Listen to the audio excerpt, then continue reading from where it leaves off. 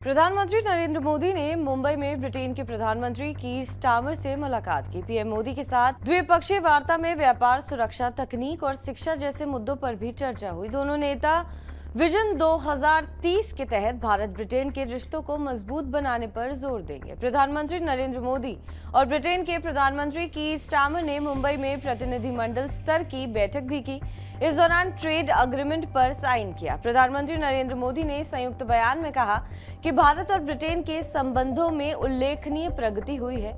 इसी साल जुलाई में मेरी ब्रिटेन यात्रा के दौरान हमने ऐतिहासिक व्यापार, आर्थिक और व्यापार समझौते पर हस्ताक्षर किए थे। प्रधानमंत्री स्टारमर के साथ बातचीत के बाद पीएम मोदी ने कहा कि भारत में यूके की 9 यूनिवर्सिटीज अपना कैंपस खोल रही हैं। ये भारत और यूके के बीच शिक्षा और सहयोग को बढ़ावा देने की दिशा में एक महत्वपूर्ण कदम है। प्रधानमंत्री कीर स्टारमर के साथ एक संयुक्त बयान में प्रधानमंत्री मोदी ने कहा कि प्रधानमंत्री स्टारमर के नेतृत्व में भारत और ब्रिटेन के संबंधों में उल्लेखनीय प्रगति हुई है। इसी जुलाई में मेरी ब्रिटेन यात्रा के दौरान हमने ऐतिहासिक, व्यापक, आर्थिक और व्यापार समझौते पर हस्ताक्षर किए। ब्रिटेन के प्रधानमंत्री कीर स्टारमर के साथ एक संयुक्त बयान में प्रधानमंत्री मोदी ने कहा कि भारत और ब्रिटेन के बीच कल सबसे बड़ा व्यापारिक नेताओं का शिखर सम्मेलन आयोजित हुआ।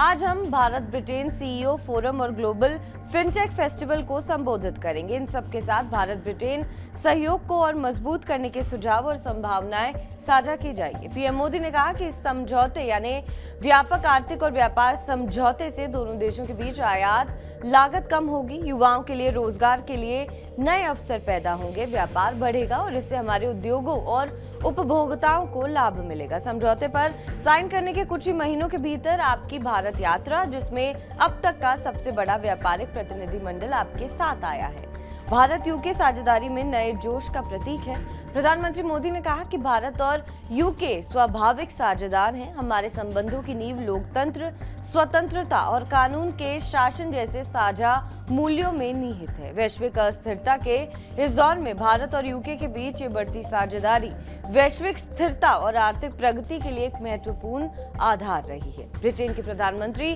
बनने के बाद कीर स्टारमर का ये पहला भारत दौरा है। स्टारमर की ये यात्रा ऐसे समय में हो रही है जब अमेरिकी राष्ट्रपति ट्रंप की टैरिफ नीतियों के कारण दुनिया भर में अस्थिरता का माहौल है। दोनों देशों की मुलाकात और बातचीत के बाद तय है कि आने वाले दिनों में दोनों के बीच साझेदारी और मजबूत होगी।